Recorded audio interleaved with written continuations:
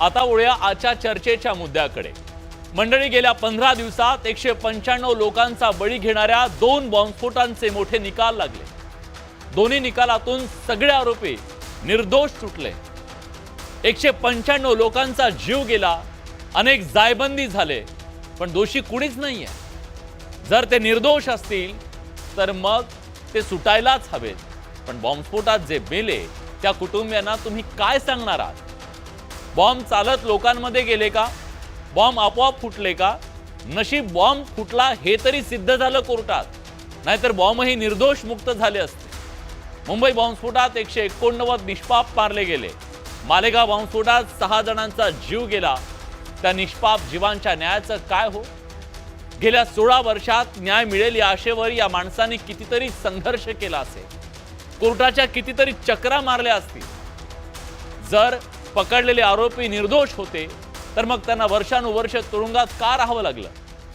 त्यांचं आयुष्य उद्ध्वस्त झालं, नंतर ते निर्दोष सुटले, त्याचं काय करायचं? त्याची भरपाई कोण करून देणार आहे? खरंच खोट्या केसेस रचल्या गेल्या का? पुरावे सादर केले नाही म्हणून एका मागोमाग एक आरोपी सुटत असतील तर हे सुरक्षा यंत्रणांचं अपयश नाही का? पुरावे देण्याची जबाबदारी नीट पार पाडली नाही का? सगळे साक्षीदार कसे काय फितूर झाले? 19 वर्षानंतरही खऱ्या सूत्रधारांचा शोध लागत नसेल तर लोकांनी विश्वास कुणावर आणि कसा ठेवायचा? कोर्टाला निकाल द्यायला इतका वेळ का लागला, हाही सवाल आहे। तपास यंत्रणांनी चुकीच्या व्यक्तीला लक्ष केलं का? मालेगाव बॉम्बस्फोटाच्या नंतर भगव्या दहशतवादाची थिअरी मांडली गेली, ती सगळी थिअरी खोटी ठरली का? भगवा दहशतवाद ही थिअरी मांडून काय साध्य करायचं होतं? तो शब्दप्रयोग एका नेरेटिव्हचा भाग होता का? संघ आणि सरसंघ चालक हे मुख्य निशाण्यावर होते का? असे अनेक प्रश्न आज उपस्थित केले जात आहेत। दहशतवादी हल्ल्यावरून एकमेकांवर चिखलफेक केली जाते, राजकारण केलं जातंय, ते योग्य आहे का? दिवसा ढवळ्या बॉम्बस्फोट होतात, माणसं मारली जातात, न्यायालयीन लढाया लढल्या जातात, निष्पाप माणसं भरडली जातात। हे काय दर्शवत आहे? आपल्या यंत्रणांचं ढळढळीत अपयश की यंत्रणांमधला राजकीय हस्तक्षेप? बॉम्बस्फोटाच्या 2 निकालांनी अनेक प्रश्न निर्माण केलेत आणि या सगळ्या प्रश्नांची आज आपल्याला उकल करायची आहे। तो मालेगाव बॉम्बस्फोटाचा निकाल आला, जे 2 निकाल आले ना, त्यातून अनेक सवाल निर्माण झालेत। हे मूलभूत प्रश्न आहेत, आज आपल्याला बडे मुद्देच्या माध्यमातून उपस्थित करायचे आहेत। 1, सर्व आरोपी निर्दोष सुटणं तपास यंत्रणांचं अपयश आहे का? आपला पुढचा मुद्दा आहे, बॉम्बस्फोटातील पीडितांना काय नेमकं सांगणार आहे? कुणी मारलं? का मेले त्यांच्या घरचे माणसं? बॉम्ब लोकांमध्ये जाऊन आपोआप फुटले का? ही थिअरी आता मांडली जाईल का? मग काय विश्वास ठेवायचा? निष्पाप बळी गेले, त्याला न्याय कधी मिळणार आहे? हा सवाल सुद्धा आज आपल्याला उपस्थित करायचा आहे। त्याचबरोबर निर्दोष लोकांना तुरुंगात का राहावं लागलं? जर यांचा काही दोष नव्हता तर मग यांचं आयुष्य उद्ध्वस्त झालं ना? भगवा दहशतवाद हे फेक नेरेटिव्ह या निमित्तानं समोर आलं का? आणि हे सगळं आता निकाली निघाले का? खरे सूत्रधार कधी सापडतील हा प्रश्न आज प्रत्येकाच्या मनात आहे आणि हेच सगळे प्रश्न घेऊन चर्चेला आपण सुरुवात करतोय। या चर्चेत सहभागी होण्यासाठी मान्यवर पाहुणे आपल्या सोबत आहेत। या चर्चेत सहभागी होण्यासाठी स्टुडिओत माझ्या सोबत आहेत भाजपचे मुख्य प्रवक्ते केशव उपाध्ये, आपल्या सोबत अभिनव भारतचे अध्यक्ष मिलिंद जोशीराव सर सुद्धा या चर्चेत सहभागी झालेले आहेत। आंतरराष्ट्रीय हिंदू परिषदेचे प्रवीण तोगडिया या चर्चेत सहभागी होत आहेत। आपल्यासोबत संभाजी महाराज प्रतिष्ठानचे अध्यक्ष मिलिंद एकबोटेजी या चर्चेत सहभागी झालेत। मालेगावच्या माजी नगरसेविका शाने हिंद या सुद्धा या चर्चेत सहभागी झाल्यात। काँग्रेसचे प्रवक्ते हनुमंत पवार आपल्यासोबत सहभागी झालेत आणि दंगामुक्त महाराष्ट्र अभियानाचे संयोजक शेख सुभान अली सुद्धा या चर्चेत सहभागी झालेत। या सगळ्या पाहुण्यांचं आपण स्वागत करूया आणि या चर्चेला सुरुवात करूया। पहिल्यांदा मला या चर्चेची सुरुवात करायची आहे ती म्हणजे मालेगावच्या माजी नगरसेविका असलेल्या शाने हिंद यांच्यापासून, कारण ही सगळी जी न्यायालयीन लढाई त्यांनी बघितलेली होती त्या लढाईच्या बद्दल आज जो निकाल आला त्यातून त्यांना काय मिळालं हा प्रश्न मला त्यांना विचारायचा आहे। पहिल्यांदा मी सगळ्यांची प्रतिक्रिया घेतो, प्रत्येकाला काय वाटतं या निकालाबद्दल, तुमची प्रतिक्रिया शाने हिंद। न्याय मिळाला का? मालेगांव से मैं हूँ। मैंने जब हेलो हाँ बिल्कुल हमको यहाँ मालेगांव के शहर के लोगों को इंसाफ नहीं मिला। जो 6 लोग शहीद हुए, जो बम ब्लास्ट में मारे गए, उनको इंसाफ नहीं मिला, शहर को इंसाफ नहीं मिला। इसके साथ साथ जांच एजेंसीज जो हैं, जो आज हिंदुस्तान एक ताकतवर कंट्री के तौर पे बताया जाता है, इसकी सबसे बड़ी जांच एजेंसी की जो नाकामी हुई, इसकी वजह से मुझे लगता है पूरे देश का जो आज शर्म से सर झुक गया है। ठीक आहे, आपल्यासोबत शेख सुभान अली सुद्धा आहेत. तुमची पहिली प्रतिक्रिया आजच्या निकालावर. नमस्कार. आजचा जो निर्णय आलेला आहे, या निर्णयावरून दोन अर्थ स्पष्ट होतात. हा की हा निर्णय हे आहे की एटीएस न जे आरोपी मालेगाव बॉम्ब ब्लास्ट मध्ये आरोपी म्हणून एक वैज्ञानिक पुराव्यासह, डिजिटल पुराव्यासह चार्जशीट मध्ये सादर केले होते, त्या आरोपींना पुराव्याअभावी त्यांनी निर्दोष मुक्तता देण्यात आलेली आहे. याचा अर्थ आज मी काही राजकीय लोकांचे प्रतिक्रिया पाहत होतो, विशेषतः देवेंद्र फडणवीस साहेब जे मुख्यमंत्री आहेत, त्यांनी असं सांगितलं की बाबा निर्दोष लोकांना या प्रकरणात गोवण्यात आलं. आता याचा दुसरा अर्थ हा निघतो की सर्वात प्रामाणिक एटीएस अधिकारी म्हणून ज्याची ओळख आहे देशामध्ये, एटीएस प्रमुख हेमंत करकरे साहेब यांनी जो तपास केलेला आहे, या तपासावर प्रश्नचिन्ह निर्माण केला जात आहे अप्रत्यक्षपणे. माझा एक प्रश्न हे आहे की यांना निर्दोष सोडणे याचा अर्थ हा आहे का की मालेगाव बॉम्ब ब्लास्ट मध्ये हेमंत करकरे साहेबांनी जे पुरावे सादर केले होते चार्जशीट मध्ये, विशेष करून मी सांगतो आणि मला महाराष्ट्राला हे सांगायचं आहे की या प्रकरणाला हिंदू दहशतवाद आणि भगवा दहशतवाद या नावावर न बघता या प्रकरणाला हेमंत करकरे साहेबांनी चार्जशीट मध्ये जे पुरावे दाखल केलेले आहेत त्याचा अभ्यास करूनच सांगितलं पाहिजे की ज्या आरोपींना हेमंत करकरे साहेबांनी सादर केलं होतं, चार्जशीट मध्ये सांगितलं की याच्यामध्ये कर्नल पुरोहित, दयानंद पांडे, साधी प्रज्ञान सिंह ठाकूर यांच्या मिटिंग कुठे कुठे झालेल्या आहेत, 3 लॅपटॉप सापडले, त्याच्यातल्या 3 जे रेकॉर्डिंग्स आहेत व्हिडिओ, त्याचं शब्दांकन करून त्यांनी न्यायालयात सादर केलेलं आहे आणि त्याच्यामध्ये स्पष्ट सांगितलेलं आहे 5 नंबर 61 वर कर्नल पुरोहित म्हणतात, we have fight the constitution, we have fight to the nation, this nation is not ours. अरे या पुराव्याला कसं नाकारता येईल? त्याच्यामध्ये 5 नंबर 64 वर सांगितले जाते की we have to fight the constitution आणि we have to fight for our independence. म्हणजे कोणतं स्वातंत्र्य पाहिजे होतं कर्नल पुरोहितला? म्हणजे ते 3 लॅपटॉप कुठे आहेत, त्याच्यातले व्हिडिओ आणि ऑडिओ रेकॉर्डिंग कुठे आहेत आणि जे जे पुरावे हेमंत करकरे साहेबांनी सादर केले होते त्या पुराव्याबद्दल कुठेही समजा वाच्यता होत नाही आणि हे सांगितलं जाते की आरडीएक्स जे आहेत ते यांनी पुरवले नाही. त्या रेकॉर्डिंग मध्ये घटना कशी अंमलात आणल्या जाईल याचं सर्व घटनाक्रम आहे आणि त्या अनुसारच घटना घडलेली आहे. आणि घटना घडली, बॉम्ब ब्लास्ट झाला, लोक मृत्युमुखी पडले. आता याचा दुसरा अर्थ काय निघतो? एक तर हे आरोपी निर्दोष होते आणि हेमंत करकरे साहेबांनी निष्पापांना या प्रकरणात गोवलं होतं, हे एक अर्थ निघतो. आणि दुसरा अर्थ हे निघतो की हे आरोपी खरे दहशतवादी होते, आतंकवादी होते आणि हेमंत करकरे साहेब खऱ्या आतंकवाद्यापर्यंत पोहोचले होते. म्हणून 26/11 मध्ये हेमंत करकरे साहेबांची जे बलिदान झालेलं आहे त्या बलिदानाच्या वेळेस न्यायाधीश सांगतात की आतंकवाद्याच्या बंदुकीतून निघालेली गोळी आणि हेमंत करकरे साहेबांच्या शरीरात सापडलेली गोळी ही मॅच का होत नाही आणि त्यांचा बुलेट प्रूफ जॅकेट आजपर्यंत मिळत का नाही? या गोष्टीवर आम्ही विचार करायला पाहिजे. बर ठीक आहे, तुमचं म्हणणं कळलं मला. फक्त तुमच्या या निकालाच्या बद्दलचा तुम्ही कसं बघता मला जाणून घ्यायचं होतं. आता आपल्या सोबत अभिनव भारतचे अध्यक्ष मिलिंद जोशीराव आहेत.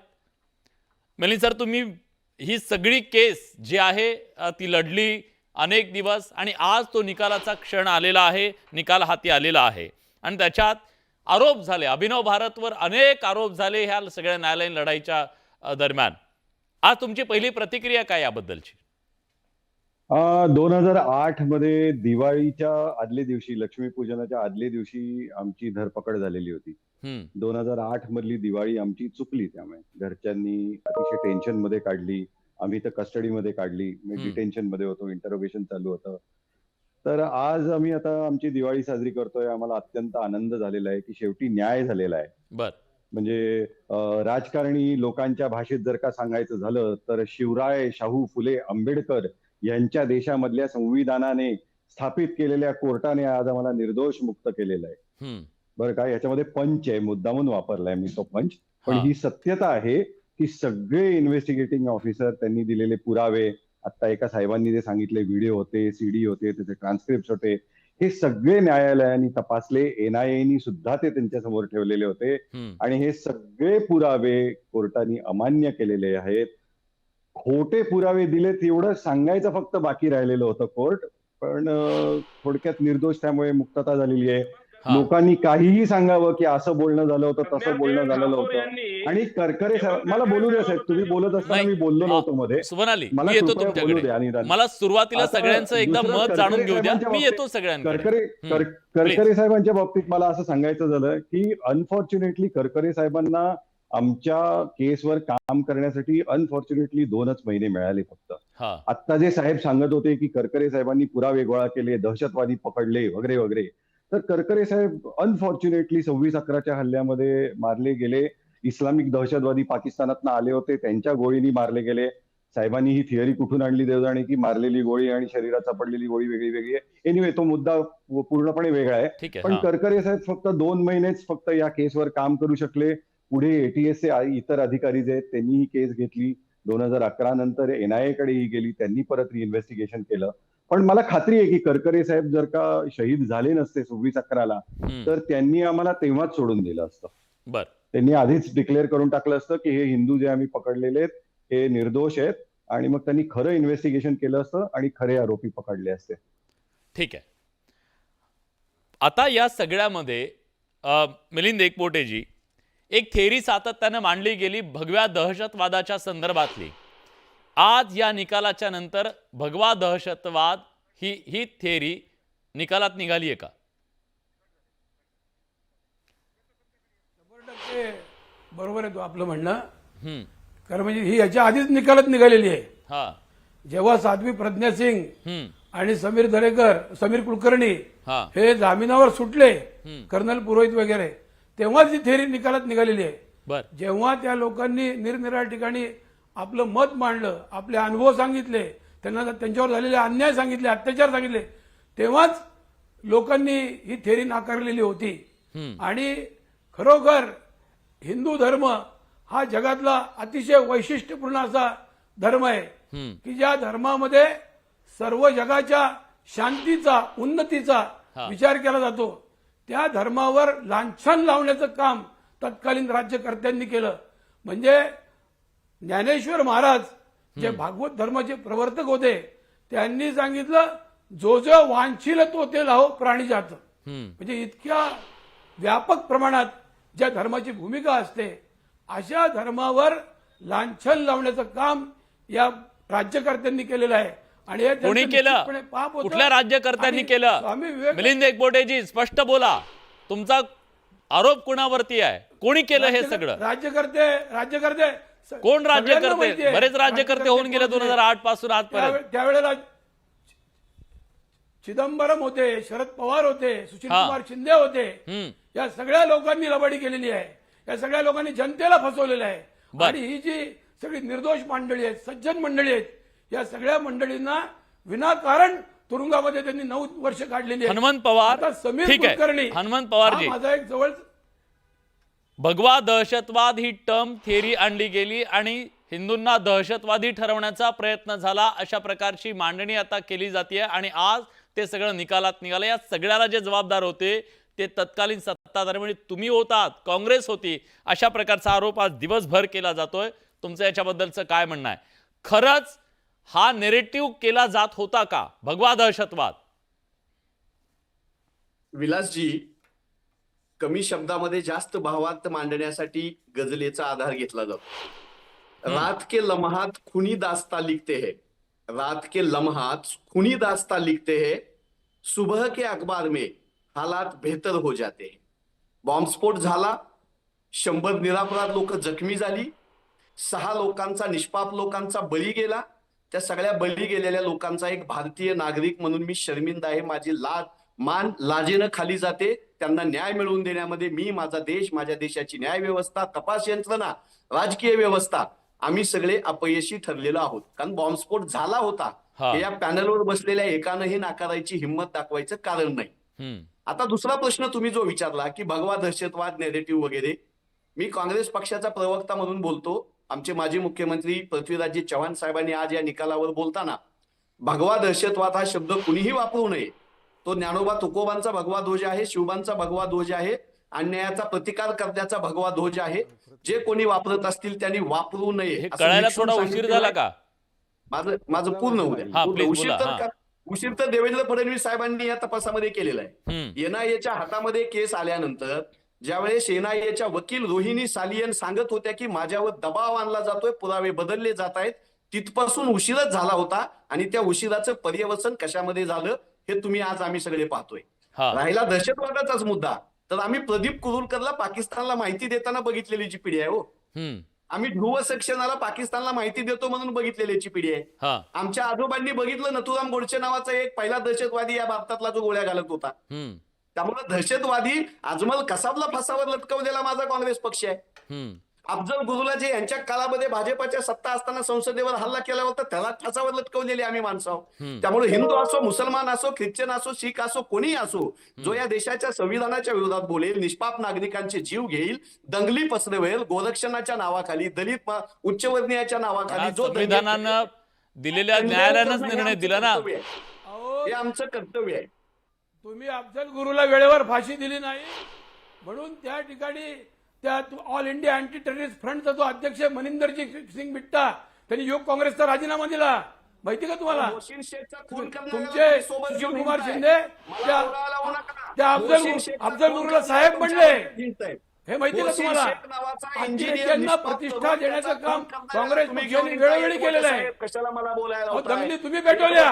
प्रत्येक निवडणुकीच्या आधी एक दंगल घडवली आणि दंगल केल्यावर निष्पाप लोकांना आरोपी केलं. मी त्याचा बळी आहे. कोरेगाव भीमाचा आरोप माझ्यावर आहे. मी कोरेगाव भीमाचा आरोप दंगलीत नसताना पुण्यात माझ्या घरात असताना मला आरोपी ठरवलेले आहे. तुम्ही काय सांगता असं? तुम्ही काय नैतिकता आहे काँग्रेस पक्षाची? मान्य नाही म्हणणारी लोक तुम्ही घेऊन येताय. मला या चर्चेत भाजपला आणू देत. अजून भाजप प्लीज, मी दोघांनाही थांबवतोय. वेळ आहे आज, आपल्याला वेळ आहे. दोन्ही बाजूचे मुद्दे खोडून काढा, एकमेकांना पुरेसा वेळ दिला जाईल. आता आपल्यासोबत केशव उपाध्ये आहेत. केशवजी, ऐकलं काँग्रेसचे आत्ताचं म्हणणं काय? उशीर झाला, उशीर केला गेला, दबाव टाकला गेला, फक्त त्यांनी हे वाक्य वापरलं नाही, न्याय आणला गेला. असं आहे विलास, खरं म्हणजे थोडं इतिहासात गेलं पाहिजे. साधारणतः 90 पासूनचा 2007 पर्यंतचा कालखंड आठवा. एक सातत्याने देशामध्ये मोठ्या प्रमाणामध्ये बॉम्बस्फोट किंवा अशा सगळ्या गोष्टी घडत होत्या. आणि त्याच्यानंतर आणि मग साधारणतः एक सगळी चर्चा सुरू झाली की एकाच समाजाचे लोक याच्यामध्ये कसे. आणि मग त्यातनं काही आमच्या विचारवंत ढोंगी समाजवाद्यांनी एक टर्म आणली की दहशतवाद धर्म नसतो. आणि मग समाजातनं त्याला उत्तर आलं की बरोबर दहशतवाद धर्म नसतो, पण सगळेच दहशतवादी एकाच धर्माचे कसे. आणि मग तिथून या काँग्रेसच्या म्हणजे काँग्रेसचा आजचा निकाल एका वाक्यात सांगायचं तर काँग्रेसच्या विकृत राजकारणाला दिलेली सणसणीत चपराक आहे. 2007 मध्ये पहिल्यांदा ही थीम आणली गेली. 2007 मध्ये समझौता एक्सप्रेसचा बॉम्ब ब्लास्ट झाला, त्याच्यानंतर हा शब्दप्रयोग केला गेला आणि तो आणला सुशीलकुमार शिंदे असतील, चिदंबरम असतील, दिग्विजय सिंग असतील आणि अलिबागच्या इथे शरद पवारांचा ही टर्म यूज केली. हिंदू दहशतवाद, भगवा दहशतवाद अशा प्रकारची संकल्पना वापरली गेली. हे म्हणतात आम्ही असं कधी वापरून आज हे काय आता पृथ्वीराज चव्हाणांचं विधान कोण काँग्रेस प्रमुखांनी सांगितली मला खूप हसू आलं. या सुशीलकुमार शिंदेनी 2013 मध्ये एक मुलाखत दिली आणि त्या मुलाखतीत हे सांगितलं की मला हिंदू दहशतवाद हा शब्द वापरायचा नव्हता, पण माझ्यावरती मला तो वापरायला भाग पाडलं गेलं. गृहमंत्री असताना सुशीलकुमार शिंदेनी तो शब्द वापरला होता.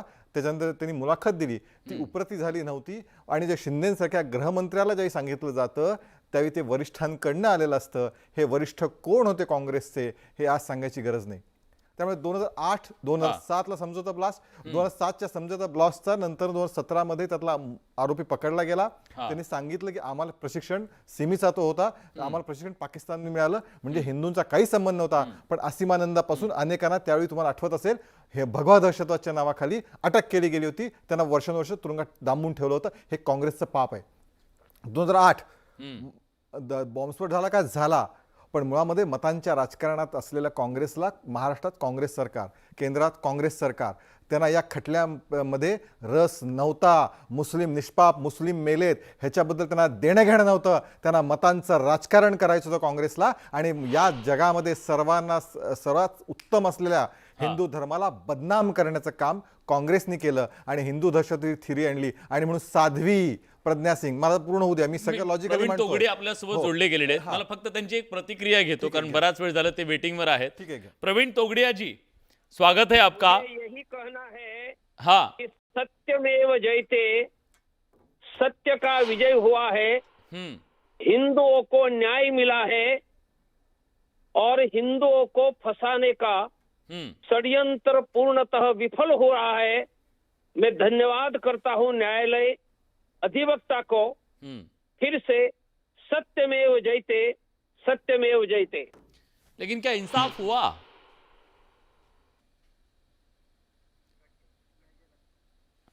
काहीतरी तांत्रिक कारणामुळे त्यांच्यापर्यंत आवाज पोहोचत नाहीये. पुन्हा एकदा आपण त्यांच्याकडे जाण्याचा प्रयत्न करूया. तुमचं पूर्ण करा, मी शेख सुभान अलीकडे जातो. त्यामुळे त्या ह्याच्यामध्ये जे गेले त्या शाने हिंद असतील किंवा इथे शेख सुभान अली बसलेत किंवा एक भारतीय म्हणून त्यामध्ये जो कोणी गेलाय त्याच्याबद्दल मला दुःख जरूर आहे. पण काँग्रेसला ह्याचं विकृत राजकारण करायचं होतं आणि मग तिथे भगवा दहशतवाद टर्म आणली. त्याच्यामध्ये चिदंबरम असतील, शरद पवार असतील आणि काँग्रेस पक्षासह सगळ्यांनी ही टर्म वापरली. आणि शिंदे तर सांगितलंच मला वापरायचं नव्हतं. पुढचा त्यातला मुद्दा असा आहे की या सगळ्याच्या मध्ये आज मी न्यायालयाने जे पुरावेच नाही ते सादर करता आले. बरं, जबाबदारी कुणाची होती? मी मगाशी उत्तर दिले. 1 मिनिट विलास, 1 मिनिट. 2008 ते 2014 या 6 वर्षामध्ये सरकार कुणाचं होतं? इथे काँग्रेसच होतं, केंद्रात काँग्रेसच होतं. मुळामध्ये इथे खटला निकाल लावायचा, कारण सगळे काहीतरी ओढून तोडून पुरावे आणले होते. पोलीस आज एका पोलीस अधिकाऱ्यांनी सांगितलं तिथले निवृत्त झालेल्या की मला तर या प्रकरणात थेट मोहनराव भागवतांपर्यंत कारवाई करायचे आदेश मला मिळाले होते. म्हणजे हे ठरवून केलेलं षडयंत्र होतं. एक जगासमोर हिंदू हा म्हणजे फक्त एकच समाज येतोय ना, मग हिंदू समाजाला बदनाम करा, या प्रकारचं अत्यंत घाणेरडं कृत्य, नीच कृत्य काँग्रेसने या काळात केलं. आणि त्यामुळे ज्या लोक गेली आहेत त्यांना खरं न्याय मिळू शकला नाही. बॉम्बस्फोटात जखमी झाली आहेत त्यांना न्याय मिळू शकला नाही. जबाबदारी येते आज हे जे मेले त्या काय सांगायचं? त्या मेलेल्यांना का मेले तो ही माणसं, त्यांच्या पुढच्या पिढ्यांनी पुढे काय सांगायचं? काँग्रेसने दिलं पाहिजे. 2008 ते 2014 मध्ये या सगळ्याच्या मध्ये होतं ATSचा तपास त्या काळात होता, चालू होता. NIA 2014 नंतर त्या झालं. रोहिणी सालियन 2016 मध्ये आले आणि त्यावेळी सांगितलं कुठल्याही प्रकारचा दबाव नव्हता, हे त्यावेळी स्पष्ट केलं होतं. मग हा जो न्याय आहे तो मुंबई बॉम्बस्फोटाच्या संदर्भात सुद्धा असंच झालं. हे माझं पण 1 मिनिट बरं झालं विलास. त्या मुंबई बॉम्ब ब्लास्ट मधल्या निकाल आला त्यावेळी खूप लोकांनी सांगितलं बिचाऱ्यांची बघा ना किती वर्ष वाया गेली. आज माझा प्रश्न आहे, या सगळ्याच्या आज किती दुःख गाळलं. या लोकांची आयुष्य, महत्वाची आयुष्याची वर्ष आज 15-15 वर्ष तुम्ही वाया घालवली तुरुंगामध्ये. या सगळ्यांच्या बद्दल किती लोकांनी दुःख बाळगलं? जे दोषीच नव्हते. अत्यंत एकही पुरावा तुमचा टिकला नाही. ना स्कूटरचा पुरावा टिकला, ना बैठका झाल्याचा पुरावा टिकला, ना असं काही त्या पुरोहितनी सैन्यातनं RDX आणलं हा पुरावा टिकला. कुठला एक सिंगल पुरावा यांना सादर करता आला नाही. मला सांगा, ही पहिली जबाबदारी 2008 ला तपास ATS कडे होता, काँग्रेस सरकार होतं. बोला. हा, शेख सुभान अली बोला. मी येतो, मिलिंद सर येतो तुमच्याकडे. बघा, बडेजी हे दिशाभूल करत आहेत. असं सांगत आहेत की पुरावा टिकला नाही. अहो, संस्था तुमची आहे ना, कोणी टिकवायचा पुरावा, कोणी सादर करायचा? थांबा आता, तुम्ही थांबा, महाराष्ट्राला ऐकू द्या. बडेजी जे 3 लॅपटॉप सापडले त्याच्यामध्ये जे कॉल रेकॉर्डिंग होते त्याचं शब्दांकन हेमंत करकरे साहेबांनी जे न्यायालयाला सादर केलं त्याच्या पान नंबर 69 वर हे लिहिलेलं आहे की या संविधानाला आम्हाला मानायचंच नाहीये. हे पुरोहित सांगतायत. आणि याला संपवणं हे एकच आपल्याकडे मार्ग आहे. आणि 72 याच्यावर सांगतात की this constitution is not applicable to us, will not be acceptable to us, another constitution will come. Sheikh Suman Ali, हे जर असेल तर न्यायालयाने हे मान्य का केलं नाहीये? कारण ते हे न्यायालयाच्या समोर आलं असेल ना, विश्वासार्हच नव्हतं. मग न्यायालयावर प्रश्नचिन्ह उपस्थित करतोय का आपण आता? हे जर त्यांनी समोर ठेवलं होतं न्यायालयाच्या, तर मग न्यायालयानं याला गृहीत का धरलं नाही? बघा, मी एक नागरिक आहे, संविधानिक माझा अधिकार आहे की या पुराव्याला कशाच्या आधारावर रिकमेंडेशन नहीं दिया है कोर्ट ने। शाहीन जी एक मिनट सुमन अली पनिशमेंट नहीं मिला। क्या प्लीज आप पहले एक बात ये सुन लीजिए कि जो अभी तक जजमेंट नहीं आया है, लेकिन हमारे पास जो रिपोर्टर्स और लॉयर्स की जो वहाँ मौजूद टीम थी, उनका ये कहना है कि इनको जो एक्यूज्ड थे, इनके खिलाफ पर्याप्त सबूत नहीं मिलने की वजह से इनको सजा के मुताबिक सबूत नहीं मिले, इसलिए इनको छोड़ा गया। इसलिए नहीं छोड़ा, इनको बेगुनाह नहीं माना है। अगर इनके खिलाफ सबूत नहीं थे तो ये गलती है एनआईए की, सबसे बड़ी जांच एजेंसी की। लेकिन ये नहीं कोई बोल सकता है कि ये पूरी तरह बेगुनाह थे। यहाँ तक के एनआयएच्या ये कहना था कि इनके खिलाफ एक्यूज्ड जो हैं उनके ऊपर स्ट्रॉन्ग सस्पेक्शन है, उनके ऊपर बड़ा शक है, ऐसा उनका व्यू था जज का। इसलिए आप ये नहीं बोल सकते कि ये बिल्कुल बेगुनाह थे। दूसरी बात ये कि अभिनव भारत के जो जिम्मेदार हैं, उन्होंने एक बात कही कि पाकिस्तान से इस्लामी आतंकवादी आए। आपको ये बोलना था कि पाकिस्तान से आतंकवादी आए, इस्लामी लफ्ज़ आपने नहीं इस्तेमाल करना था, क्योंकि जहां आप हिंदू आतंकवाद के खिलाफ आज नाराज हो रहे हैं, वहीं मुसलमान भी इस बात पे नाराज होता है कि कोई अगर आतंकवादी मुसलमान होता है तो आप उसको इस्लाम से जोड़ देते हैं। ये बिल्कुल गलत तरीका है आपका। मिलिंद जी ही गोष्ट बरोबर आहे ना, ही गोष्ट बरोबर आहे। जर धर्म नसतो कुठल्या दहशतवादाला, तर मग धर्म दोन्ही बाजूनी नसेल ना। कोई धर्म आतंकवाद करने मी विचारतो, शाने हिंदी मी विचारतो दहशतवादी नहीं है। आप ये भी सुन लो मेरे से, भारत का मुसलमान दहशतवादी नहीं है। भारत का मुसलमान इस देश से उतना ही प्रेम करता है जितना एक हिंदू करता है। मैंने ये कहा कि पाकिस्तान से इस्लामी आतंकवादी का धर्म होगा, लेकिन इस्लामी आतंकवादी कशाला? मला सांगा ना, त्याला धर्माचं कोंदण कशाला? हा मुद्दा त्याच्यावर आहे ना भगवा ना हिरवा, कुठला दहशतवाद असतो ना। आतंकवादी नाही दहशतवाद आहे। मला काँग्रेसच्या प्रवक्त्यांना एक प्रश्न विचारायचा आहे, विचारू का? आदमी अगर आतंकवादी है, उसका कोई धर्म हो सकता है। एक जण मिलिंद एकपोटे जी, जसा तुम्हाला भगवा दहशतवाद म्हटल्यानंतर तळपायाची आग मस्तकात जातीये, अगदी तशाच प्रकारे दुसऱ्या बाजूला सुद्धा आपण धर्माचं का लेबल लावतोय दहशतवादाला? दहशतवाद आहे। मी भगवा दहशतवाद एक्सप्लेन करतो, अजिबात नाहीये। बडेजी मला संधी द्या। येतो तुमच्याकडे, थांबा। वाक्य होतं आणि बाळासाहेब ठाकरेंनी सगळा अनुभव घेतल्यावर बोलले की सगळे मुसलमान आतंकवादी नाहीत, परंतु सगळे आतंकवादी मुसलमान आहेत, हे त्यांनी सांगितलं होतं। हे कसं विसरता येईल? शेख सुमन अली माझं काय म्हणणं आहे, हे भगवा दहशतवाद आणि हिंदू दहशतवादाच्या नावाखाली आपलं कृत्य लपवत आहे।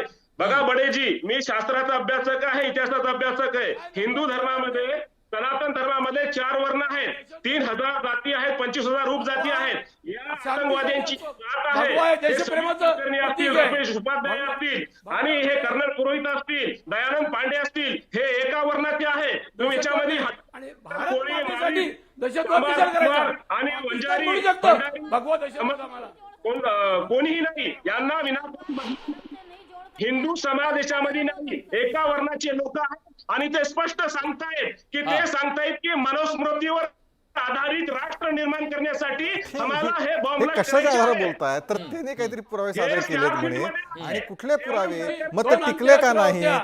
मुळात हे सगळेच पुरावे बनावट होते, हे सिद्ध झालंय। अशा बनावट पुराव्यांना खरं मानून तुम्ही इथे बोलताय मला शेख सुमन अली? मला मिलिंद जोशीराव सरांना विचारायचं आहे, जेव्हा तुमचं इंट्रोगेशन झालं, खरंच या सगळ्यांचं अल्टिमेट जे टार्गेट होतं ते संघ आणि सरसंघचालक होते, अशा प्रकारची सुद्धा बातमी समोर आलेली होती। आज सुद्धा एका पोलीस अधिकाऱ्याने सांगितलेलं होतं, या तथ्य आहे का? मला काँग्रेसच्या प्रवक्त्यांना एक प्रश्न विचारायचा आहे, विलासजी, मी विचारू का? हा विचारा आणि माझ्या प्रश्नाचं उत्तर द्या. मी तुम्हाला विचारलंय आता. हो, हेमंत करकरेंना हिंदू काही संघटनांकडनं फोन येत आहेत धमक्यांचे, असं मीडियामध्ये करकरे साहेबांनी सांगितलं होतं. मला काँग्रेसचे प्रवक्ते आज जे आलेले आहेत त्यांना विचारायचंय की हेमंत करकरेंसारखा IPS अधिकारी याला जर का धमक्यांचे फोन आले तर एकतर तो FIR लॉन्च करेल किंवा स्वतःच्या वरिष्ठांशी बोलेल त्या संदर्भात. ते दिग्विजय सिंगांशी का बोलले? दिग्विजय सिंग मध्य प्रदेशमध्ये काँग्रेसचे एक नेते होते. मी मान्य करतो की दिल्लीत पण मोठे नेते होते, मेंबर ऑफ पार्लमेंट होते, पण एका महाराष्ट्राच्या IPS अधिकाऱ्यांनी धमक्या येत आहेत म्हटल्यानंतर दिग्विजय सिंगांना का फोन केला? काही कारण आहे? ठीक आहे, हा बोला बोला. मला हनुमंतराव बोला. प्रवक्त्यांकडे उत्तर हवंय. हनुमंतरावांकडून घेतो उत्तर. मला त्याच्या तुम्हाला एक प्रश्न विचारा. बरं बोला आता हनुमंतराव बोला. विलासजी, की हेमंत करकरे साहेब, विलासराव देशमुख साहेब, RR आबा पाटील ही 3 माणसं आज नाहीयेत. या 3 माणसांनी मालेगाव बॉम्बस्फोटाचा तपास केला होता, पुरावे सबळ गोळा केले होते आणि आरोपींना जेलमध्ये डांबलं होतं.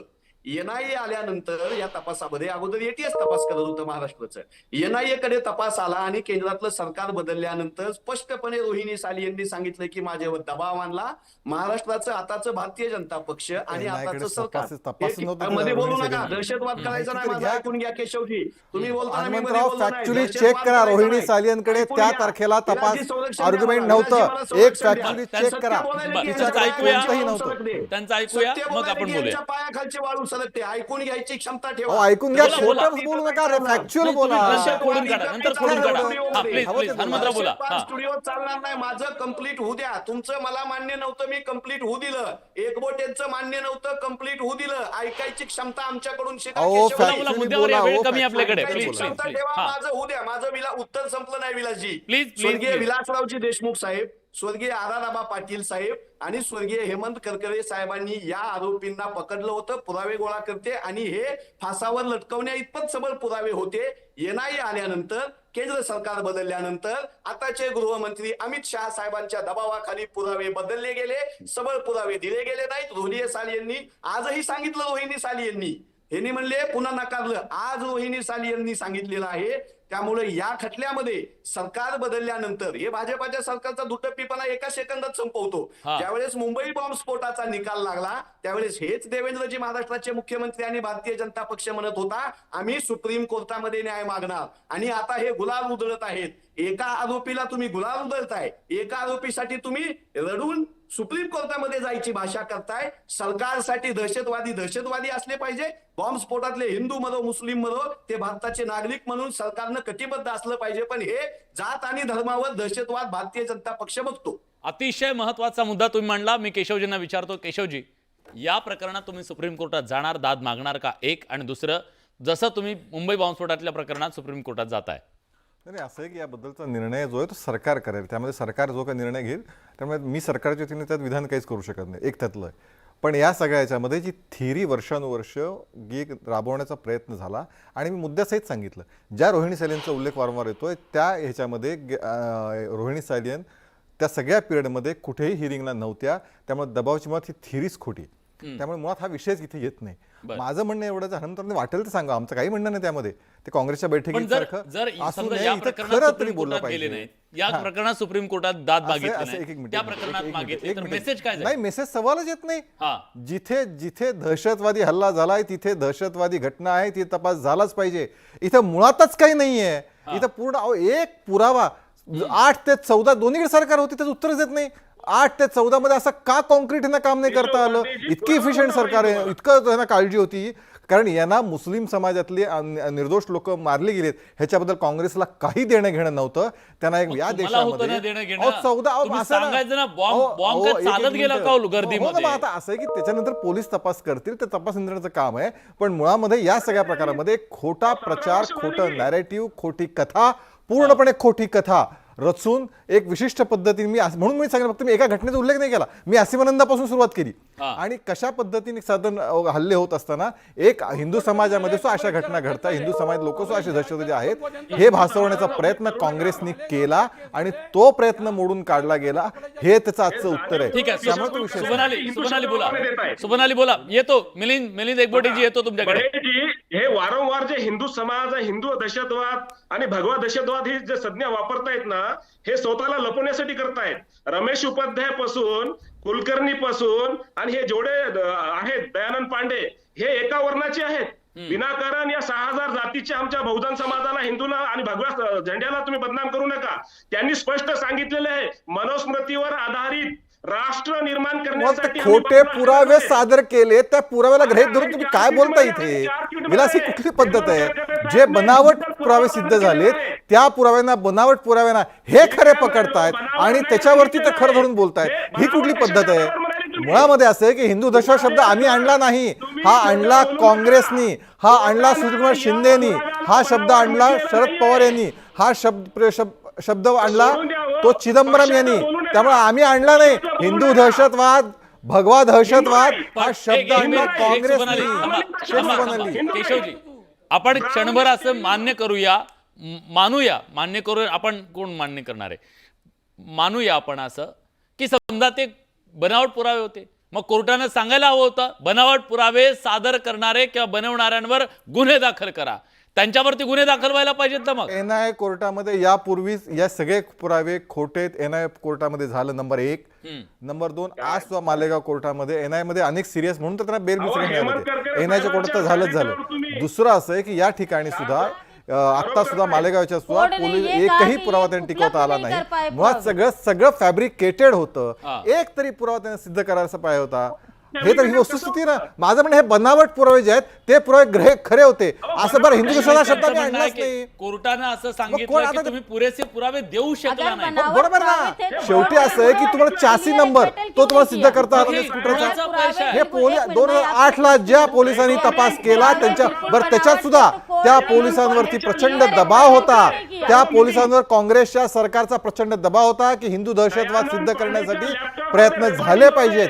त्यातनं हा निकाल, हा तपास झाला नाही. हे मला मिलिंद एकबोटेजींना एक विचारायचं आहे. मी येतो तुमच्याकडे.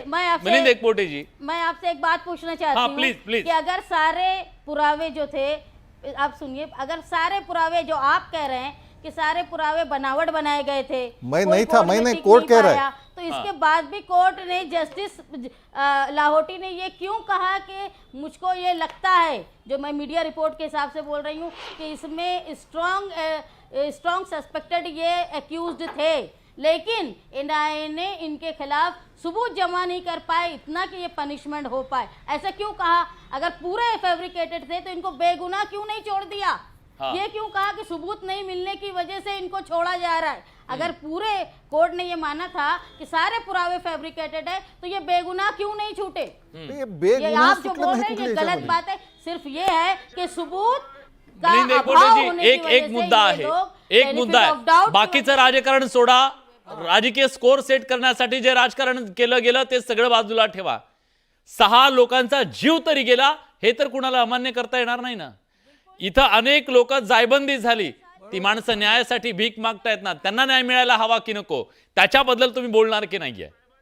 मिळालंच पाहिजे. हा, त्यांना न्याय मिळाला पाहिजे. त्यांच्या दुःखामध्ये आम्ही सहभागी आहोत. परत दुःख नेहमी शीतल असतं असं म्हणतात. त्यामुळं ते किती दुःखी असतील याची कल्पना आम्ही करू शकत नाही. त्यांना न्याय मिळाला पाहिजे. परंतु तुम्ही या ठिकाणी एक लक्षात ठेवा की या साध्वी प्रज्ञा सिंग वगैरे लोकांना पकडण्याच्या आधी 2 वेगवेगळ्या लोकांना आरोपी म्हणून याच बॉम्बस्फोटामध्ये पकडलेलं होतं.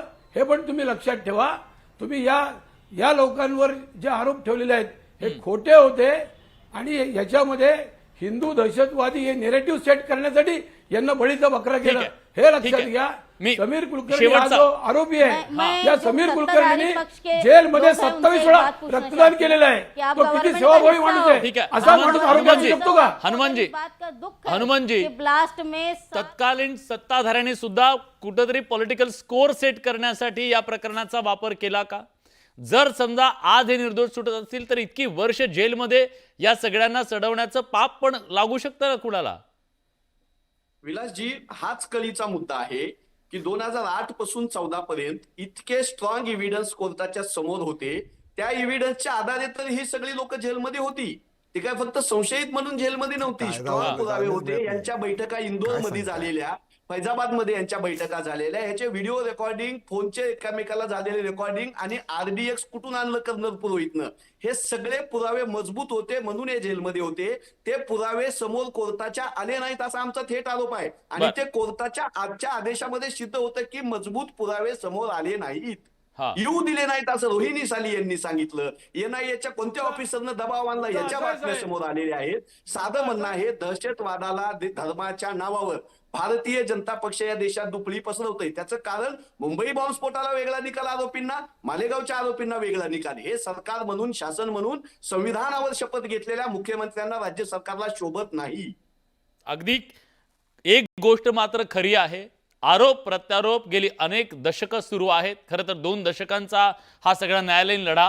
पण या सगळ्यानंतर सुद्धा एक दुर्दैव आहे, ज्या कुटुंबाने आपली घरची माणसं, आपले प्रियजन गमावले, त्यांना आज आम्ही काय सांगायचं? का तुमची माणसं मेली आणि का त्यांना न्याय देऊ शकलो नाही? त्यांचे मारेकरी कोण? इथल्या एवढ्या तगड्या यंत्रणा, इतकी सगळी व्यवस्था, न्याय व्यवस्था, लोकशाही सगळं असून सुद्धा जर त्यांना न्याय मिळू शकत नसेल तर आपल्या सगळ्यांसाठी हे अतिशय निंदनीय गोष्ट आहे. हे तितकंच खरं, कारण 195 लोकांचा तो आक्रोश आजही क्षणभर डोळ्याच्या समोर आठवून बघा. आज या चर्चेत आपण सगळेजण आलात, आपापली भूमिका मांडली, त्याबद्दल तुमच्या सगळ्यांचे मनापासून आभार. बडे मुद्देच्या आजच्या चर्चेत इथं थांबताना आपण प्रेक्षकांचा कौल काय आहे तो जरा जाणून घेऊया. आपण सवाल विचारला होता, सर्व निर्दोष सुटणं तपास यंत्रणांचं अपयश आहे का? मुंबई बॉम्बस्फोटातले आरोपी सुटतात, त्यानंतर मालेगावचे सुटतात. 90% प्रेक्षकांना वाटतं होय, यंत्रणेचं अपयश आहे. जबाबदारी घेणार कोण? हाच सवाल. बडे मुद्देच्या चर्चेत आपण इथंच थांबतोय. धन्यवाद.